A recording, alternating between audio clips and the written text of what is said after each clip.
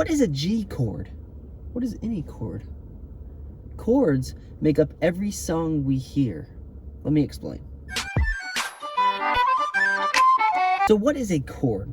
A chord is any combination of 3 notes, generally played simultaneously, but arpeggios, broken up notes can be considered chords at times. So a chord is any combination of 3 notes. Now a chord has a root note, and the other notes played in that chord are generally thirds stacked on top of that root, different kinds of thirds. Now I know this is already getting confusing. Thirds, roots, what are we talking about? Are we talking about trees? Are we talking about math?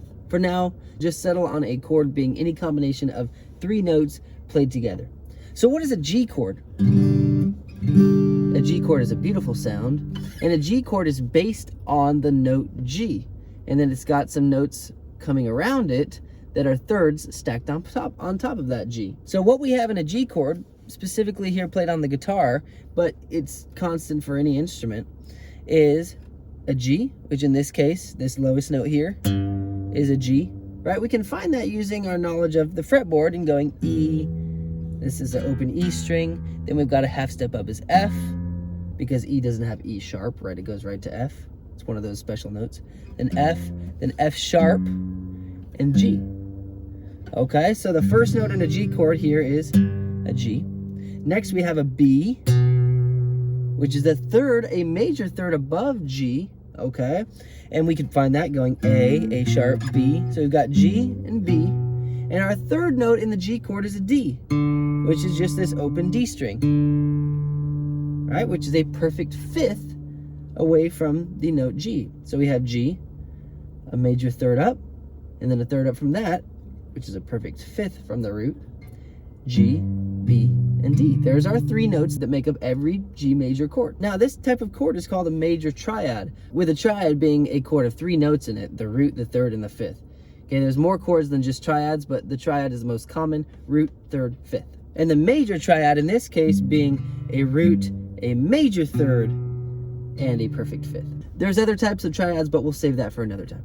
Now, what about these other 3 strings that we play in a standard G chord? Are those different notes? Is this not a triad anymore?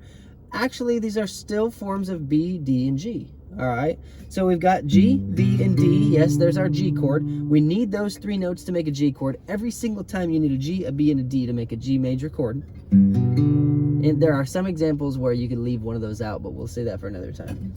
In general, just assume G, B, and D. You need those 3 notes to make a G chord.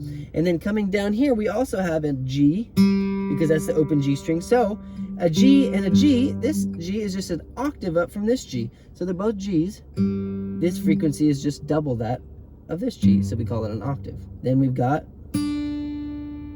this note here, which is actually a D, right? We've got open B string up to C, C sharp, and D. So that's another D. Here we have this open D, and then we have this D, which is an octave up. And then we have this note here, which is another G. So we actually have 3 G notes played in this single G chord. This one, and this one.